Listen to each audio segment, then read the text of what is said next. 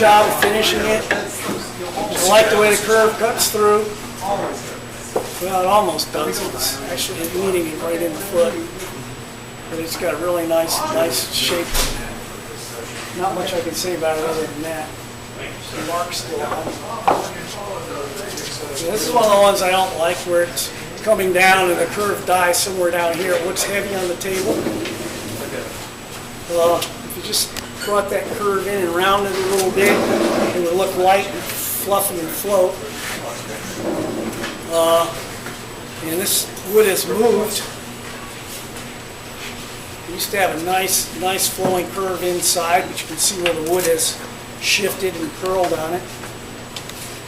And needs a little bit more practice with finishing. Ought to get with Frank and his guys about finishing. It's got a little rough stuff on the outside, and it looks like probably sprayed it from up above and the finish pooled in the bottom, but there's not much on the sides. It's a little thick there on the bottom. A little help with the finishing, that would be a great piece. Lighter coats, basically? Yeah, lighter coats.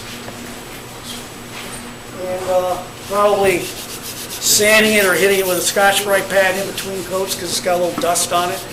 That happens to all my stuff in my shop. I'll spray it. It doesn't matter if I haven't turned in days. It'll all have this little dust on it. So I'll take one of those gray Scotch-Brite pads and buff it out. Obviously, this person's been hanging around Frank. It's a nice effect. Did a good job on the coloring. Didn't slop it on or anything. I like the way it's undercut. It'd be nice if you went a little bit deeper on it. Oh, that's why. It's one of those multi-axis ones. The one thing I don't like about the multi-axis is it makes you have to have a thick bottom. And I find that kind of detractive. But did a good job on the multi-axis. Sometimes I think it gets a little too busy in here. And I like it when people have to take away some of the parts that are left. This one looks real good. Did a good job. Finish is great. On the outside curve is real nice. Yeah. The nice of this blank is a little bit bigger in diameter, but that's okay. It's that multi-axis thing. Get the rubber wood. And I like the way this curves up like that. I think this lip might be a hair too big, but that's just me. This is all subjective. I could be totally wrong. It's just my feel for stuff. The inside's got a nice flowing curve. I wish more beginners would do a nice flowing bowl like this instead of straight down, straight across. Just straight down, straight across are darn near impossible. Then he brought that curve in nicely. He's got a nice foot, a little detail on the bottom. Good job of finishing, nice piece. Quick down.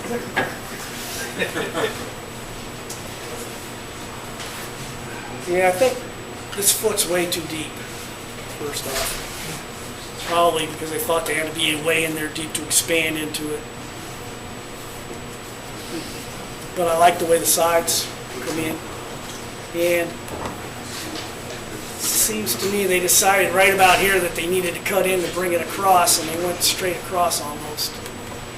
Yeah, they got a flat right there and a flat right there.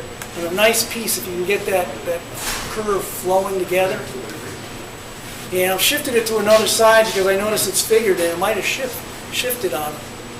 This side's a little bit more curvy, but it's still like pretty flat. So that's just doing that last motion in one sweep. This is a nice piece. Normally I don't like yellow pine. I spent way too many years working with it and I hate this stuff. But paint, I haven't tried. well, it's got all that resin in it, but I spent 20 years working with this stuff. And I like that. I like that bottom. I started doing bottoms like that myself, just slightly recessed. It's a little risky when you make the bottom concave because if you went too deep here, and you went too deep here, then they meet and then you got a nice dust collector. And this is a really nice piece. And even though the spring and summer growth, normally you feel ridges there. Like if this was ash, you feel ridges. I don't feel them. Good job.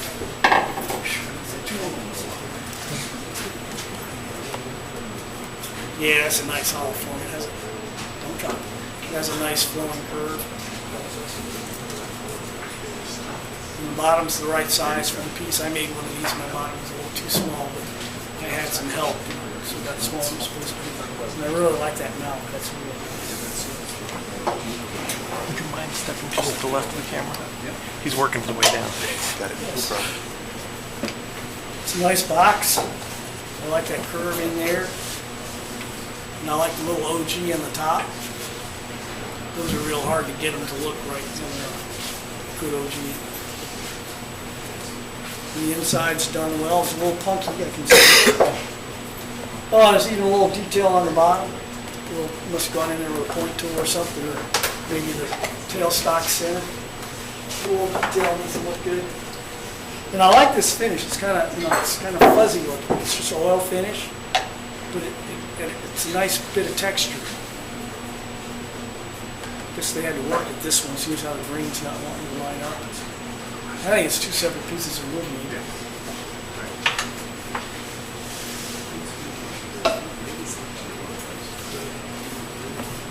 Some thread in the box? No. It was open just fine. It opened 5 minutes ago. It must be you. I can't. I tightened it too much. Yeah. That's a nice little box. It was wet wood, so. Yeah. And it still has a pith in it, so it's cracking. Hopefully that won't continue, but that's the risk of leaving the pith in. This is somebody after my own heart. Nice sculptural bowl. This is as thin as I can make it. It's supposed to be more than some Yeah. more for a restaurant. That's what I thought when I first picked it up. Yeah. Yeah, nice try. I haven't done the pointer yet.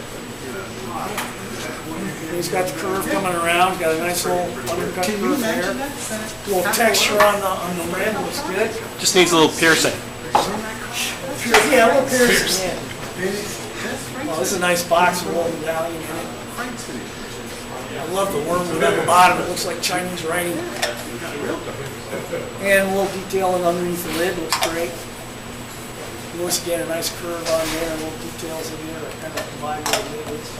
A little bit louder, please. And, yeah, well, I'm losing my voice talking for...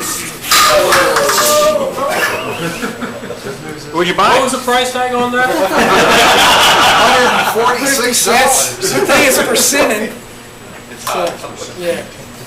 Well, anyway, if somebody has a problem with it, I'll gladly put it on. That's a real nice bolt, real nice shape. I like that little detail. Nice even wall thickness. Nice smooth inside. A little detail on the foot, looks great. I love mushrooms, especially when they have little features like that. The cracks just add to it. And it's real hard to undercut those sometimes. Yeah, that's really nice. I like that. Better not drop this one. This looks fragile. Yeah, that's a nice piece. I like that too. I like how it dishes down. You have a bowl within bowl. Nice detail right there. What kind of wood is that? It looks like Chris? Redwood burl. Redwood burl. yeah, it's a redwood burl. Is it stabilized or plain? Stabilized or just? It's stabilized. It's got penetrating oil. And this is one of those hard to do bowls where they went straight down and straight across the bottom. Some folks like those. To me, I really don't like that real quick change in direction. I'd rather have a nice, smooth inside. And it looks like the expansion chucked into it, which limited the shape they could get on it. Sometimes you have to be careful and not let your tools limit the shapes you get. And this is another one of them with a straight in, straight across. Very hard to do. And once again, the side shape here was limited because of the way it was held. It would be nice if this side came in a little bit more to me. Once again, that's my opinion. Doesn't mean it's right. I like this little lip right here. That's nice. It's a real nice curve there. Nice bottom.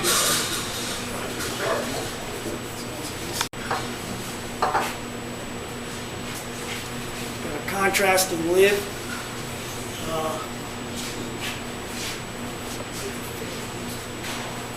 It's pretty good. I'm not sure I like the lid with this thing. To me, it's overpowering the curve up here. And it really doesn't really add anything to it, but that's just my opinion. The lid is well done. I just think it needs to be on a bigger piece.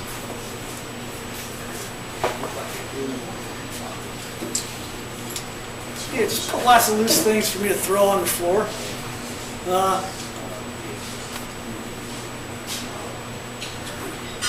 Yeah, I like the use of the inlays.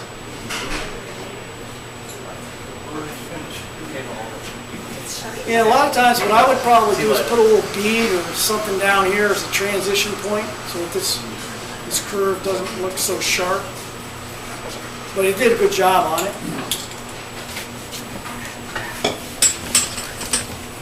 Ooh, I like this box, it's real nice. I like this effect. We used to know where to open. Yeah, Look at the box. and I like the grain pattern. And the portions are pretty darn close to being dead on to that nice ratio. It's just the hair off, but that's okay. And this guy's got a lot of little parts in it. Somebody's been doing miniatures. Little miniature boxes. Yeah. I don't think those are together. I just brought them back that way. Sorry. Mine, I don't know who bowl that is. That's my bowl. Well, I like the boxes. I've been working on doing miniature stuff. I'm going to be teaching a miniature class in December at the folk school. The bowl's not done. I think something needs to be done Yeah, with the the foot. tenon's It not needs off to, of it yet. yeah, it needs to be reverse turned. And I'm not sure I like the changing directions here,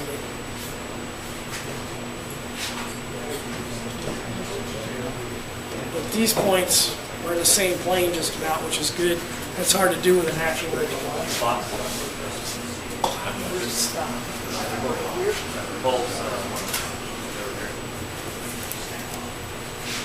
It's a real pretty piece of wood. I really like that hole in it. And I like the bottom. Hopefully it already got photographed, so I'll got the number.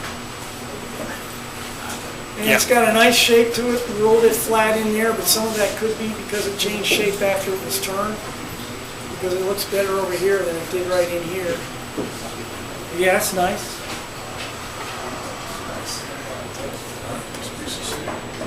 And for me, I think this would look better if the wings were out here a little bit more and you have more of a curve up, or if they pulled in a little bit more. I don't like them going straight up. But then again, I tend to like things to fold in a little bit because I'm a little insecure. I like them to come in. Yeah, they were pretty good about getting these points lined up. That's really hard to do. They lost some bark, which happens. The cedar's hard to put a finish on, and somehow I managed to get the finish to take. Yeah, once again, I like a full curve, but I don't really like it to be flat in there. But at least it came across on the bottom. And I would like a little bit more defined detail on this foot, maybe one of those little bird marks or some other better transitions. That little curve right in there is so tight, it just kind of throws your eye off. The inside is great.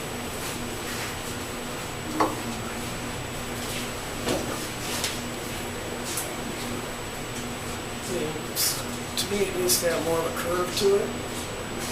It just seems too straight up and down. The inside looks nice. The outside just too straight up for me. You might have taken a little bit more off in here and made it a more gradual curve. You know, it's going to be a case where it had a chunk of wood this big and he wanted to use the whole piece of wood, and so he opted to use the whole piece of wood and not go for the prime shape. We all fall into that part, especially us Yankees. Looks like I'm probably getting into the other stuff, so I'm going to have this one be the last one, because I'm also losing my voice. This one's really nice. I like it's got a nice flowing curve. I like the little burn-in details up here at the rim. And yeah, he repeated it here, like I was suggesting on one of those other pieces. That makes that foot look much better. Yeah, nice job. Here, I'm going to assume that that's the end, because that was what the sign was. So probably Actually, if anybody I'm sorry, things got moved around when I was photographing. If you want something critiqued, just speak up. I'm going to critique some of my own work. Don will remember these pieces. Don Linden came to my shop to get some pointers, and it was an unusual lesson, because normally I have a plan, and we didn't have a plan, and we just went with it. This was a piece of poplar that I showed him how to do some mold techniques on. And when we were roughing it out, I said, ooh, I like the way that little rim stayed behind for the practice cuts. And so I left it. And I made it be the real rim. And he and I kind of had the same kind of design technique. We don't draw it out first. We just sort of take wood away and see what happens. And we saw that little piece. We both instantly said, you like that? So I left it. I used scrapers to do the inside so I could undercut it. I did as much as I could with a bowl gouge. And then I dyed it with red mahogany and a little bit of ebony thrown into the dye. And that brought out the red and the poplar. It's still not finished. I got to buff it. It's got several coats of lacquer. And this is the one that he worked on. And ended up accidentally having a different kind of rim that I thought was nice. I was going to finish it, and we were going to finish it, but then we noticed it's got some really nasty checking right in here. And my guess is that's some of that honeycomb stuff that happens when they kiln dry really thick pieces of wood, because this was kiln dried wood. So we opted to leave it as is rather than have it blow up in our faces, because that's not just surface checking, that's going to go all the way through. But I really like the different rim on this, so that's why I brought it in. And a lot of times when you work together like that, you take ideas from each other, you see things differently. And hopefully I didn't hurt anybody's feelings, but you know, I'm a very negative person. I don't know how to be positive. Anyway, I'm going to get a drink of water and then I can get back to the demo. Thank you, sir. Real quick, there's one slot left for Ray Key on